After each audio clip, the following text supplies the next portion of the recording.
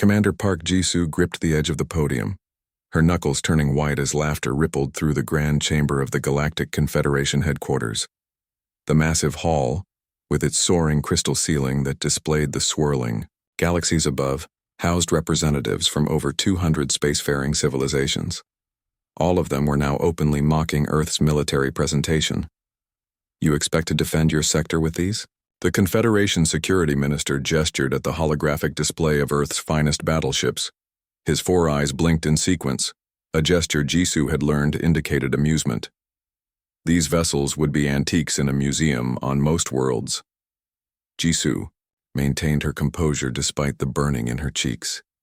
She was the youngest commander ever appointed to represent Earth in galactic affairs, and this was her first major presentation to the Confederation Council.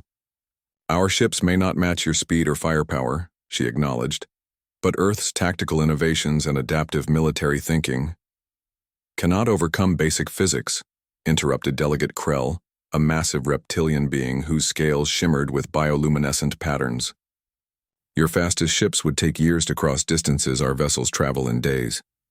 In the time it would take Earth forces to respond to a threat, entire systems could be lost. More laughter followed.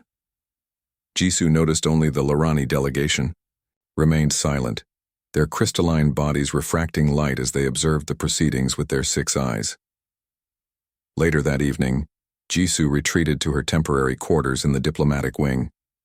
The room, designed to accommodate various alien physiologies, felt cold and unwelcoming. She tossed her formal uniform jacket onto the strange curved furniture and sank down, finally allowing her frustration to show. Her communication device chimed. Jisoo expected another diplomatic message with thinly veiled insults about Earth's technical backwardness. Instead, she saw it was from Dr. Kim Tae-won, her old friend from the Seoul Advanced Physics Institute. Need to speak privately. Breakthrough. On Project Shimmer. Are you secure? Jisoo quickly activated the anti-surveillance field Earth security team had installed in her quarters. Secure now. What breakthrough? Tae-won's excited face appeared on the screen. His usually neat hair was disheveled, and he looked like he hadn't slept in days. The phase shift propulsion theory works, Jisoo. Not just on paper. We've successfully tested it at quantum scales. Jisoo sat forward. Project Shimmer had been a theoretical exercise, something the Earth's scientific community had explored but deemed impossible, based on current understanding of physics. That's not possible. The energy requirements alone would— We've solved it, Tae-won interrupted. And that's not all. The Confederation species can't use it. Their neural structures can't handle the computational demands. But humans can. Jisoo's mind raced with implications. You're telling me we've discovered a propulsion system that only humans can use? That would allow us to travel faster than any Confederation ship? Not just faster. Tae-won's eyes gleamed. Different. We don't bend space like their drives do. We phase partially outside normal space-time. It's not faster than light travel. As they understand it, it's hyperspeed. A sharp knock at her door interrupted them. Jisoo quickly ended the call and deactivated the security field. The door slid open to reveal Delegate Oh Min-jae, Earth's senior representative to the Confederation. His face was grim. Bad news, he said without preamble. The Confederation Security Council voted on provisional membership status for Earth. We've been classified as a protected developing civilization. Jisoo felt her stomach sink. That's just one step above a quarantine classification. Min-jae nodded. It means we have no vote in military matters. Our ships can't leave our solar system without Confederation escorts. They're essentially putting us under their protection while denying us any real voice. They think we're children, Jisoo said bitterly. Worse, Min-jae replied. They think we're obsolete before we've even begun. The Lorani delegate compared us to single-cell organisms trying to understand starlight. Jisoo was quiet for a moment, thinking of Tae-won's call. Then she straightened her shoulders. Request immediate transport back to Earth, she said. Tell them I'm accepting their decision with appropriate diplomatic gratitude. Min-jae looked surprised. You're not going to fight this? Jisoo allowed herself a small smile. On the contrary, I'm going to fight it with everything we have. But, not here, not now. Let them think we've accepted our place. After Min-jae left, Jisoo sent a coded message to Taiwan. Project Shimmer is now top priority. Full resources. Complete secrecy. If they think Earth is harmless, let's use that assumption to our advantage. As she looked out at the alien starscape, so different from the view from Earth, Jisoo felt a strange mix of humiliation and hope. The galaxy mocked Earth today, but they wouldn't be laughing for long. The desert wind howled outside the concealed entrance to Earth's most secret facility, 300 meters below the shifting sands of the Gobi Desert. Dr. Kim Tae-won adjusted the final settings on what might be humanity's greatest achievement or its most spectacular failure. Power levels stable at 95%, reported. Engineer Moon Sora, her fingers dancing over the control panel. Quantum field integrity holding. Tae-won nodded, his tired eyes fixed on the experimental engine. The device didn't look impressive. A spherical chamber surrounded by concentric rings that pulsed with blue light. But inside that chamber, the laws of physics were being rewritten. Commander Park Ji-soo watched from behind protective glass, remembering the mockery she had endured 6 months ago at the Confederation headquarters. Since her return to Earth, she had devoted every resource to Project Shimmer, now renamed the Hyperspeed Initiative. The Confederation observer will arrive in 20 minutes, warned Security Chief Kang Do-hyun. We need to power down the real prototype and switch to the decoy. Jisoo frowned. I'm tired of this game. Every week, we waste hours pretending to work on conventional propulsion, while this observer reports back to the Confederation about our cute attempts to improve our primitive technology. It's necessary, Tae-won reminded her. If they knew what we were really building, they'd shut us down immediately. Confederation law strictly controls propulsion technology development. The team quickly transitioned the lab. The true hyperspeed prototype was hidden behind a false wall, replaced by an intentionally flawed ion drive design that would never work properly. By the time the Confederation observer arrived, the team appeared to be conducting routine tests on conventional technology. The observer was a Lorani who had taken the human name Yu Jun-ho as a diplomatic courtesy. His crystalline exoskeleton caught the light as he moved, and his 6 eyes missed nothing. Still attempting to improve your thrust efficiency? Jun-ho asked, his translator rendering his clicking speech into Korean. The approach is fundamentally limited. Perhaps in another century you might develop something useful. Tae-won played his part well, acting appropriately frustrated and determined. We believe there's room for improvement within the established physical framework. Admirable persistence, Jun-ho said with what passed for a Lorani smile. The Confederation appreciates Earth's commitment to scientific advancement, however, modest. After 3 hours of observation, Jun-ho finally departed. The moment the security team confirmed he had left the facility perimeter, Jisoo ordered, "Restore the lab. We have 4 hours before the next observation satellite pass." The team worked quickly. Soon the true prototype hummed with power once again. "Today we test with biological material," Tae-won announced. "The quantum simulations suggest human neural patterns can stabilize the phase shift that other species cannot manage." A small chamber containing lab-grown human neural tissue was attached to the prototype. Tae-won initiated the sequence, and everyone held their breath as energy levels climbed. The prototype pulsed once, twice, then the neural tissue glowed blue, before vanishing completely. "Where did it go?" Jisoo asked, stunned. Tae-won checked his instruments. "Exactly where we sent it, to the receiver 2 kilometers away." His face broke into a wide smile. It worked. Phase shift achieved and maintained. The celebration was short-lived. Alarms blared throughout the facility. "Unauthorized entry at the south entrance," Security Chief Kang reported. "It's the Confederation observer. He's returned unexpectedly." "He suspects something," Jisoo said. "Shut everything down. Now." The team scrambled to hide their work, but they weren't fast enough. Jun-ho burst into the lab, followed by helpless security guards. "What is this?" the Lorani demanded, his translator barely keeping up with his agitated clicks. His eyes fixed on the partially concealed prototype. "This is not ion drive technology." Jisoo stepped forward, positioning herself between Junho and the prototype. This is an experimental Earth technology, nothing that violates Confederation protocols. I must report this, Junho said. All non-standard propulsion research must be registered and monitored. Taewon exchanged a look with Jisoo, then made a bold decision. Perhaps before you report, you would like to see what it does? Despite protests from security, Taewon activated a small demonstration. The prototype hummed to life, and a simple, metal cube placed in the test chamber vanished and reappeared 3 meters away. Junho's crystalline body actually changed color in shock. This is phase shift technology, theoretical only. No species has achieved stable implementation. We have, Jisoo said simply. For a long moment, Junho was silent. Then, to everyone's surprise, he said, I will delay my report by 24 hours. Show me everything. Later that night, after hours of explanations and demonstrations, Junho made an unexpected confession. The Confederation is not as united as it appears, he told Jisoo privately.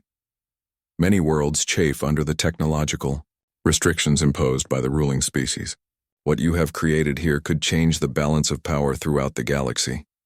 That's not our intention, Jisoo said. We simply want respect and security for Earth. You may get much more than that, Junho replied. Or much less if the wrong parties learn of this too soon. I will help you keep this secret, Commander Park, for now. As Junho left, Jisoo wondered if they had just made a powerful ally or a dangerous mistake. The emergency alarm blared through Earth's lunar command center, interrupting the routine morning briefing. Commander Park Jisoo looked up from her reports. As Lieutenant Choi Joon-gi rushed into the room, his face pale. Urgent transmission from the Confederation, Joon-gi announced, activating the main display. The screen filled with chaotic imagery, planets under bombardment, ships exploding, and alien cities in flames. The footage was coming from 3 different star systems simultaneously. This is happening now, Joon-gi explained. A previously unknown species called the Vorax launched coordinated attacks against Confederation outposts in the Cygnus, Orion, and Vega sectors. Jisoo studied the images carefully. The attacking ships moved with surprising speed and coordination. Casualties? Early reports suggest millions, Joon-gi replied grimly. The Confederation defense fleets were caught completely unprepared. By the time they responded, the Vorax had already secured orbital positions. Dr. Kim Taewon, who had been quietly observing from the corner, stepped forward. Notice their attack pattern. These aren't random targets. They've hit the 3 main Confederation communication relay stations, cutting off whole sectors from each other, Jisoo realized. Smart. The Lunar Center's communication panel chimed. Incoming transmission from Confederation Central Command. The battle footage disappeared, replaced by the stern face of High Admiral Krell. Though his reptilian features were difficult for humans to read, the tension in his voice was unmistakable. Earth Command, the Confederation is now in a state of war with the Vorax Dominion. All member worlds are required to provide support according to treaty obligations. Jisoo straightened. High Admiral, Earth stands ready to assist. Our hyperspeed. Vessels could reach the conflict zones within. That won't be necessary, Krell interrupted. Your world's protected status exempts you from direct military engagement. We require medical support and refugee accommodation only. Taewon muttered under his breath. They're still treating us like children. Jisoo kept her expression neutral. High Admiral, with respect, our new propulsion technology could be valuable in this conflict. We could transport critical supplies or emergency personnel faster than...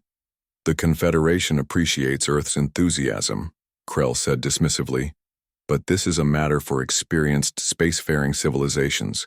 Your world's contribution will be acknowledged in due course. Confederation out. The transmission ended abruptly. They don't know about the hyperspeed ships, Joon-gi said. Observer Yu Junho kept his word about delaying his report. And now, they're paying the price for their arrogance, Taewon added. Jisoo was quiet for a moment, thinking. Lieutenant, show me the location of the nearest human colony to the conflict zones. Jungi brought up a star chart. New Sol in the Tau Ceti system. It's housing 10,000 Earth colonists and has become a major trading hub. And how far is it from the Vorax attack on Vega? Just one system over. If the Confederation loses Vega... Jungi didn't finish the sentence. He didn't need to. 3 days later, Jisu's fears were realized. A battered Confederation cruiser limped into the solar system, carrying refugees and wounded from the front lines. The ship's captain, a Lorani named Mekta, requested immediate audience with Earth's military command. The situation is worse than reported, Mekta explained, his crystalline form dulled from stress and injury. The Vorax aren't just attacking outposts, they're taking entire planets. Their technology is unlike anything we've encountered. They can appear almost simultaneously across vast distances. How is that possible? Admiral Yoon Yoonji asked. Even the fastest Confederation ships require days to travel between systems. We don't know, Mekta admitted. But they're using it to devastating effect. Confederation forces can't coordinate a defense when the Vorax can strike anywhere without warning. Jisoo and Taiwan exchanged meaningful glances. What about New Sol? Jisoo asked. Has there been any attack there? Not yet, Mekta replied. But Vega has fallen. New Sol will be next. The Confederation fleet is assembling to evacuate your colonists, but they won't arrive for at least 5 days. After the briefing, Earth's Defense Council gathered in the secure chamber. The debate was heated. We have 7 operational hyperspeed ships, Admiral Yoon reported. Small vessels mostly retrofitted for testing purposes, not warships. The Confederation explicitly ordered us not to engage, the foreign minister reminded them. And they explicitly denied our offer of help, Jisoo countered. There are 10,000 Earth citizens on New Sol who will die if the Vorax attack. Before the Confederation fleet arrives, Taiwan pulled up technical schematics. We've completed installing defensive capabilities on 5 of the ships. They're not battle cruisers, but they're fast, maneuverable, and armed. The Confederation will see this as a violation of our membership terms, the foreign minister warned. Jisoo looked around the table. I'm not asking for permission to save our people. I'm asking for volunteers to help me do it. Admiral Yoon stood first. The 7th Experimental Fleet is at your command, Commander Park. 12 hours later, in the darkness of Earth's moon shadow, 7 ships slipped their moorings and vanished in flashes of blue light, leaving the solar system without using any of the closely monitored Confederation jump gates. As her ship, the EFS Shimmer, entered hyperspeed, Jisoo sent one final message to Earth. We go to protect our own. May we return with both our people and our honor intact. The colony of New Sol burned. From orbit, Admiral Yoon Yoonji could see the orange glow of fires across the planet's northern continent, where most of the human settlements stood. 32 Vorax warships formed a blockade in high orbit, while smaller attack vessels descended to the surface, unleashing destruction. Confederation distress beacon still active, reported Lieutenant Park Min-soo from the communication station of the EFS Shimmer. Their defense fleet is fighting on the far side of the planet, losing badly. Commander Park Jisoo studied the tactical display. The 7 Earth ships had emerged from hyperspeed behind one of New Sol's moons, hidden from the Vorax fleet's sensors. For now. Defensive status of the main colony? Jisoo asked. Shields at 30% and failing, Min-soo replied. Ground reports indicate approximately 8,000 civilians in the central bunker. The Vorax are using some kind of energy weapon that penetrates standard barriers. Jisoo's expression hardened. Deploy all ships in formation Epsilon. Target priorities are Vorax vessels attacking the colony shield generators. Admiral Yoon looked concerned. Commander, we're outnumbered 5-1. Even with hyperspeed advantage, we're not fighting a conventional battle, Jisoo interrupted. Phase shift in and out, strike fast, no ship stays in normal space for more than 10 seconds. She turned to Dr. Kim Tae-wan, who had insisted on joining the mission. Are the neural interfaces ready? Tae-wan nodded, though his face was pale. He had never been in combat before. All pilots are synchronized with the hyperspeed drives. The system will respond to neural commands faster than manual input. Then we go now, Jisoo said. Before they detect us. The 7 Earth ships activated their hyperspeed drives simultaneously. Unlike conventional engines, there was no flash or energy signature. They simply vanished from one point in space and reappeared elsewhere.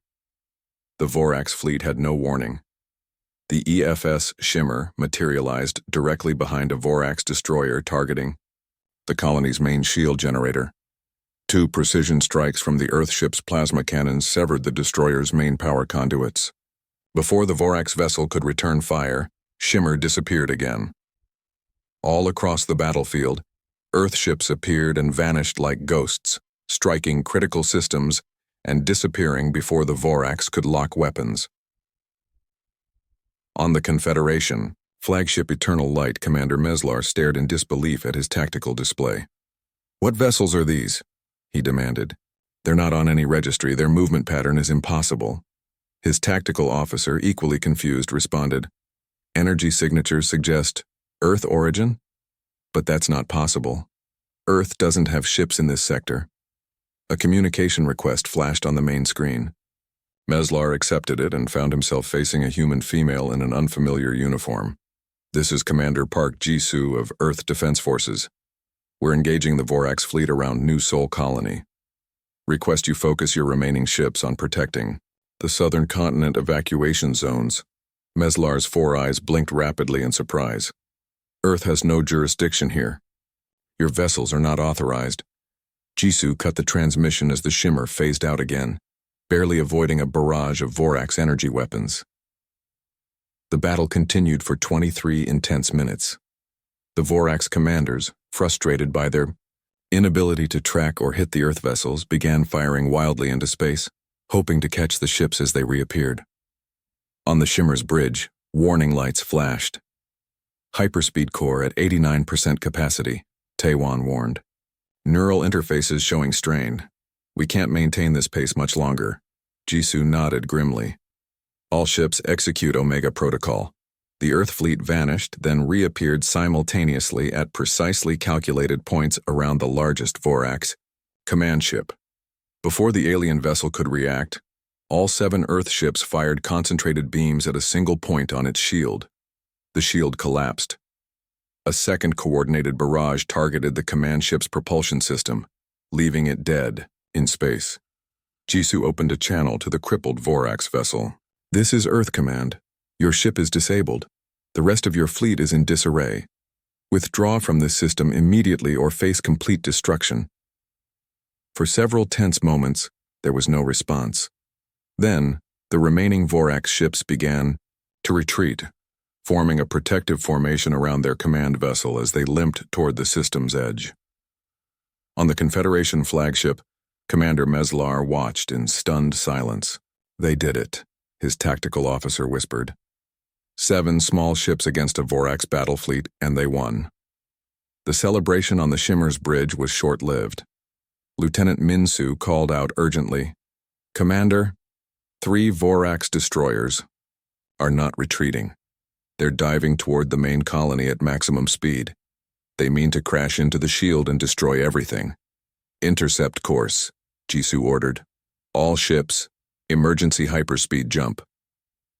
The Earth fleet vanished again. When they reappeared, they were directly in the path of the suicide run. But something was wrong. The hyperspeed drives flickered, strained beyond their tested limits. "Neural interfaces failing," Taewon shouted. "We can't phase out again." Jisoo made her decision in an instant. "All power to forward shields and weapons. We stop them here." As the Vorax ships bore down on them, the outnumbered Earth vessels formed a line of defense between the attackers and the helpless colony below, prepared to make the ultimate sacrifice to save their people. The Great Hall of the Galactic Confederation fell silent as Commander Park Jisoo walked toward the central podium. 6 months had passed since the Battle of New Sol, a day that had changed how the galaxy viewed Earth and its people. The same representatives who had once laughed at Earth's military capabilities now watched Jisoo with newfound respect. Even, Jisoo's uniform still bore the small burn mark from where a piece of shrapnel had struck her shoulder during those final moments at New Sol, when the Earthships had formed a defensive line against the suicide-running Vorax destroyers. She had refused to have the uniform replaced. The mark was a reminder of how close they had come to failure. High Admiral Krell, who once dismissed Earth's offers of help, rose from his seat as Jisoo approached.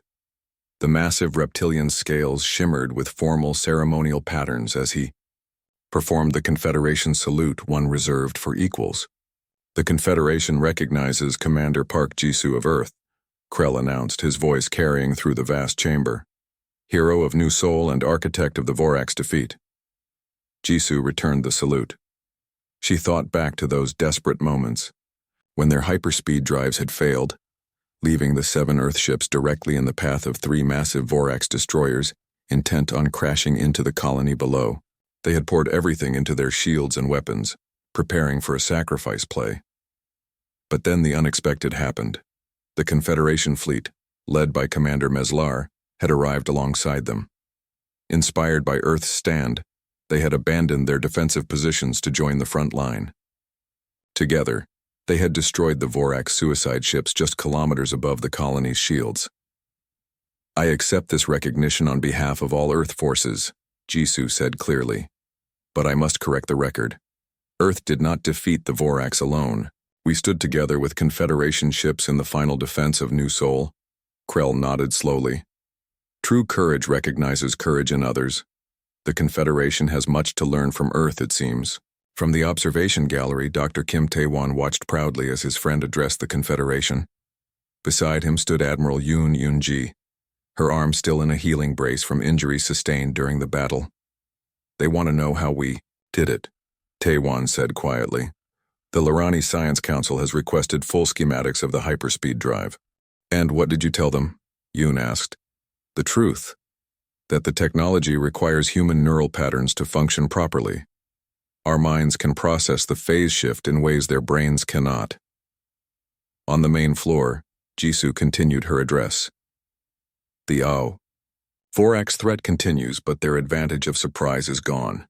Their ability to strike from nowhere has been matched by Earth's hyperspeed technology, and the Confederation's superior numbers and firepower can now be brought to bear effectively." Jisoo paused, looking around at the assembled delegates. But technology alone did not win at New Sol. It was cooperation, humans and Confederation forces fighting side by side, that turned the tide. Delegate Oh Min-jae, seated among the Earth Diplomatic Corps, smiled slightly. 6 months ago, Earth had been classified as a protected developing civilization, denied any real voice in Confederation affairs. Today, Jisoo was addressing the full assembly as an equal, proposing a joint defense initiative. "Earth offers the following," Jisoo continued.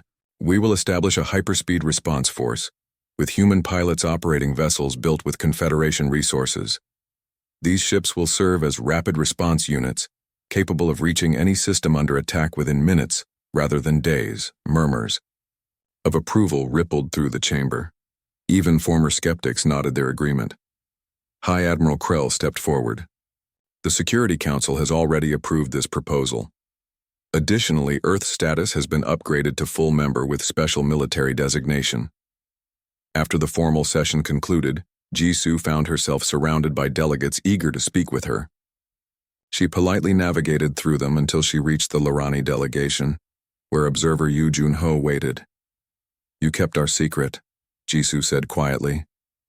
"Even when the Vorax attacked." Jun-ho's crystalline form caught the light. "I believed Earth deserved the chance to prove its worth on its own terms. The Confederation has grown complacent, assuming technological superiority meant absolute security. And now? Now many worlds look to Earth with new eyes. You have changed the balance of power, Commander Park, just as I predicted." Jun-ho's translator conveyed a tone of satisfaction. "The ruling species no longer hold all the cards." Later, that evening, Jisoo stood alone on the observation deck of the Earth diplomatic vessel, looking out at the spectacular view of the Confederation capital world. Dr. Taewon joined her, handing her a cup of coffee. 23 shipyards are now constructing hyperspeed vessels," he reported. "With human pilots training alongside Confederation engineers, what you started has become something more than a military project." Jisoo sipped her coffee. They don't laugh at us anymore. No, Taewon agreed. But respect wasn't what we were after, was it? Jisoo shook her head, watching as a training squadron of New Earth Confederation joint ships practiced maneuvers in the distance, their hulls bearing both Earth's emblem and the Confederation insignia side by side. We wanted safety for our people, a voice in our own future. She smiled slightly. Respect is just a pleasant side effect. And now that we have it? Taewon asked. Jisoo's expression grew determined. Now we make sure we deserve it.